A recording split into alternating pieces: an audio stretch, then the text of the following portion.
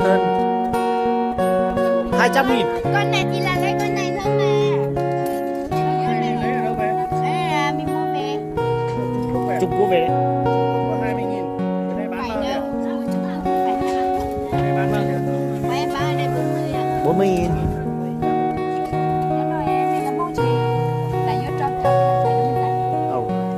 Bây giờ số này mua kinh doanh á. 80 rồi.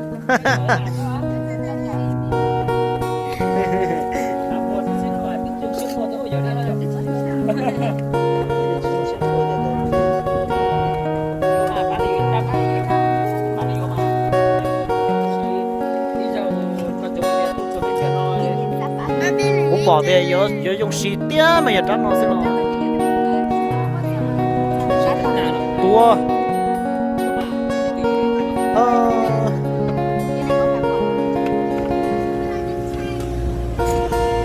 Chết.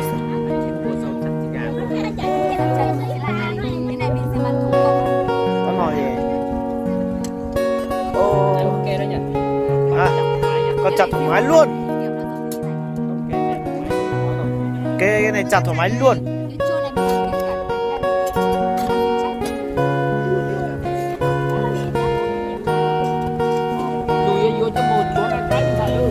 Chuốn chùa nhớ, chuốn chùa. Có rồi, 2 chồng. 2 chồng rồi. Em đã 2 chồng rồi. Chừng này nghĩa là không có chồng bằng như thế này thì Ế rồi. Thế là ế được ba, cái gọi là ế được ba. chắc là chú con xa thế à? Chắc là tính chú con xa. Tính vậy. Được đúng không? Chồng cũng phải đi bảo vệ chứ. Bé già lộn búa sẽ để con dù gì hay chả chả. Lâu mà.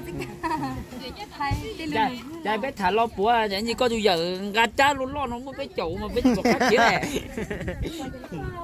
Chắc là bé chậu chứ. Chắc có ít tuổi.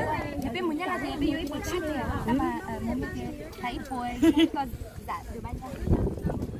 Ủa mà cô xài vô bánh gì xin hè. Nên bây giờ có vô quý với cháu là tao mà bé chậu có như một tao ít buồn của trên này ô xía thì hành này. Chị gì cháu mà nhỉ? Chậu thế. Cô xài vô tôi chậu số. Cho cháu gì? Chị lo. Cho cháu cho chúa chị lo. Cha chậu. Cha chậu mà. Cho cháu Cho chậu mà do cha. Thế thì 70 và 80 vừa 30 cho rồi. Sang cho ai bây giờ mua là mua ăn. Yo trả về xa cho. Ô máu rất tua mà tao là sự. Biết qua nhiều tờ cu tờ là nó nè. Hay chỉ một khứ giữ cho cu nói. Nó có chỉnh chính mà sẽ bị nó cũng một chỉnh xíu tôi nó mà chỉ có cha lỡ. Chuồn chùa thế, chúng là cái xích chè. Như chỉ bìa ít rồi lên.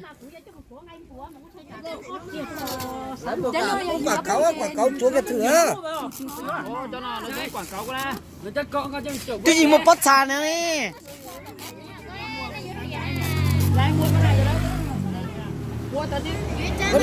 Đúng không? Có một cái tê có quảng cáo kìa. Giờ thì chỉ một giờ mà phải xài con này nhiều nhiều hơn. Giờ tôi biết tôi thiết bò cho anh thay. Thôi vô. Còn muốn thay nè. Mua màn đã Giờ nó bé. Giờ bé thì ba vô ở trái trẻ giờ kia hết cũng muốn thay. Nên nhớ rượu chả nó. Bây giờ là tả văn này, bây giờ mình muốn đó. Tả văn là. Cái tuần trả à, thành phố là cái tuần bé tuần trả có tuần à. Tả văn trên đặc kế. Này. Ê giờ. Đâu là hai chỉnh ta tỏ say đủ cô. Giờ. Anh ấy nhốt nên đá nên tôi một khổng đê rồi bên nó. Say đủ cột. Cầu sao? Cô đấy nhỉ?